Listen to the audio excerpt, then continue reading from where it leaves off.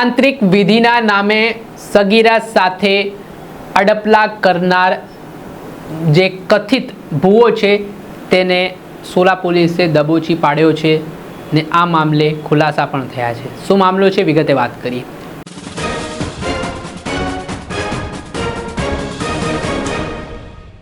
દર્શક મિત્રો, સ્કાયનેટ મીડિયામાં આપનું સ્વાગત છે। વાત કરીએ તો એક કથિત ભૂવાનો ભાંડાફોડ સોલા પોલીસે કર્યો છે। આ ઘટના એવી છે કે ચંદ્રકાંત પંચાલ નામનો આ પાખંડી ભૂવો છે તેના ત્યાં એક ભોગ બનનાર પરિવાર થોડાક સમય પહેલાં ગયો અને જે સગીરા છે તેની તબિયત અવારનવાર ખરાબ રહેતી હતી ને આ કથિત ભૂવો જે પાખંડી છે તે આવું કહેતો હતો કે હું આ જે સગીરા છે તેની તબિયત સારી કરી આપીશ તેમ કહીને જે ભોગ બનનાર પરિવાર છે તેમને ઘરથી બહાર રાખ્યો અને ત્યાર પછી આ સગીરા સાથે શારીરિક અડપલા આ ભૂવા દ્વારા કરવામાં આવ્યા। વાત આટલેથી ન અટકી, સારવારના બહાના હેઠળ તે આ ભોગ બનનાર પરિવાર છે તેમના ઘરે પણ ગયો। ત્યાં પણ આવી રીતે જે સગીરાના માતા પિતા હતા તેમને ઘરમાંથી બહાર તેમને કીધા કે તમે બહાર જતા રહો, હું એની સારવાર કરી રહ્યો છું ને આમ કરીને દીકરી સાથે શારીરિક અડપલા કર્યા, દુષ્કૃત્ય કર્યું ને આ ઘટના બાદ એક જ્યારે સોશિયલ મીડિયા પર તેણે સગીરા સાથેનો ફોટો પણ મૂક્યો ને આને લઈને જ્યારે જે સગીરાના પરિવારજનો છે તેમને જાણ થઈ તે બાબતે સગીરાની પૂછપરછ કરવામાં આવી ત્યારે આખો ઘટનાનો ભાંડફોડ થયો અને આ મામલે સોલા પોલીસે હાલ ભોગ બનનાર પરિવારે ફરિયાદ આપી હતી, જેના આધારે પોલીસે ચંદ્રકાંત પંચાલ નામના આરોપીની ધરપકડ કરી। આ મામલાને લઈને શું ખુલાસો કરી રહ્યા છે ડીસીપી હર્ષદ પટેલ, તેમને સાંભળો।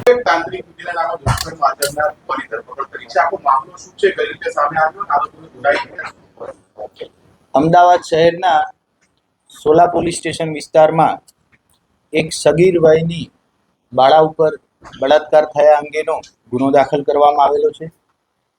સમગ્ર બનાવ એવો છે કે આ જે ભોગ બનનાર છે એ આજથી એકાદ વર્ષ પહેલા બીમાર થયેલા અને પરિવારના સભ્યો દ્વારા અવારનવાર બીમાર થતા હોવાથી આ ભોગ બનનારને એમના જ સમાજના એક ભુવાજી પાસે લઈ જવામાં આવેલા હતા। તાંત્રિક વિધિ કરવાના બહાને આ ભુવો કે જેનું નામ ચંદ્રકાંત ઉર્ફે ચંદ્રેશ કાંતિલાલ પંચાલ છે, જેની ઉંમર 32 વર્ષ છે અને અમદાવાદ શહેરના વિશ્વાસ સિટી ભાગ 2માં રહે છે। આ આરોપી ભુવો અવારનવાર ભોગ બનનારના ઘરે જતો, વિધિ કરવાના બહાને ઘરના અન્ય સભ્યોને થોડીવાર માટે બહાર બેસવું પડશે એમ કહી અને અન્ય સભ્યોને ઘરની બહાર રાખતો। એ દરમિયાન કોઈ પણ કેફી પીણું પીવડાવી અને ભોગ બનનારને અર્ધ બેભાન જેવી પરિસ્થિતિ થાય પછી તેની સાથે શરીર સંબંધ બાંધતો। આવું 2 થી 3 વાર ભોગ બનનારના ઘરે એણે શારીરિક સંબંધ બાંધેલો છે। ત્યારબાદ તેમના ઘરની આર્થિક પરિસ્થિતિ સારી ન હોવાથી બીજી વિધિ કરવા માટે આરોપી ભુવો ભોગ બનનારને પોતાના ઘરે પણ લઈ ગયેલ હતું। ત્યાં પણ તેની સાથે આ જ રીતે 2 વાર જેવો શારીરિક સંબંધ બાંધેલો છે। સમગ્ર મામલાની ગંભીરતા જોઈ ગુનો દાખલ કરી તાત્કાલિક આરોપીને પકડી પાડવામાં આવેલો છે। આરોપીનો ગુનાહિત ઇતિહાસ તપાસતા આ આરોપી ભુવો ચંદ્રકાંત અગાઉ પણ આ જ પ્રકારના 4 ગુનાઓમાં પકડાઈ ગયેલ છે। 2025ના જ વર્ષમાં અમદાવાદ શહેરના સોલા પોલીસ સ્ટેશન, ઘાટલોડિયા police station, Ramol police station તથા માંડલ પોલીસ સ્ટેશન ખાતે 4 અલગ અલગ ગુના આ ભુવા ઉપર દાખલ થયેલા છે। આરોપી ચંદ્રકાંત પંચાલ કુલ 56 લાખનું અલગ અલગ વ્યક્તિઓ સાથે ચીટિંગ કરી અને આ ગુનો આચરેલ હોવાનું સામે આવેલ છે।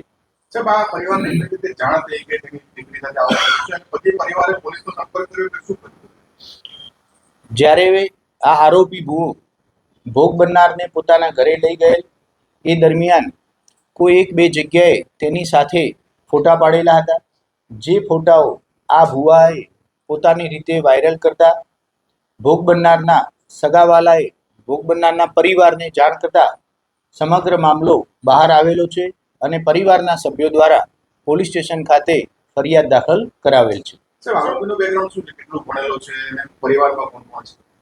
આરોપી વિશ્વાસ સિટી ભાગ 2 માં રહે છે, 32 વર્ષની ઉંમર છે. બાકીની જે ડિટેલ છે એ ઇન્વેસ્ટિગેશન દરમિયાન બહાર આવનાર છે. સર, આ ફોટો જે પાડ્યો છે એ પાછળનું કારણ શું છે? કેમ કે પરિવાર આર્થિક રીતે સક્ષમ નહોતો, તો તે શું ઉદ્દેશ્ય સાથે ફોટા પાડીને આવી રીતે વાયરલ કર્યા? આરોપી ભુવાએ ભોગ બનનાર સાથેના જે ફોટોઝ પાડેલા છે એ પ્રાથમિક માહિતી મુજબ કોઈ બીભત્સ કે અશ્લીલ ફોટો નથી. ખાસ કરી ખુલ્લી જગ્યાએ નોર્મલ એક પતિ પત્ની જેવા એસ્ટાબ્લિશ થાય એ મુજબના ફોટા લીધેલા છે.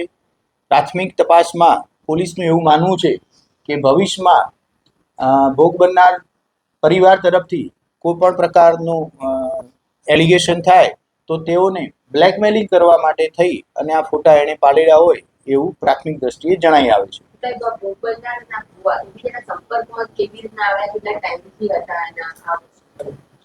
ભોગ બનનાર પરિવાર અને આરોપી ભુવાજી બંને એક જ સમાજમાંથી બિલોંગ કરે છે, એટલે વાતોવાતમાંથી કોઈની મારફતે આ ભુવાજીના સંપર્કમાં ભોગ બનનાર પરિવાર આવેલાનું જણાઈ આવેલ છે.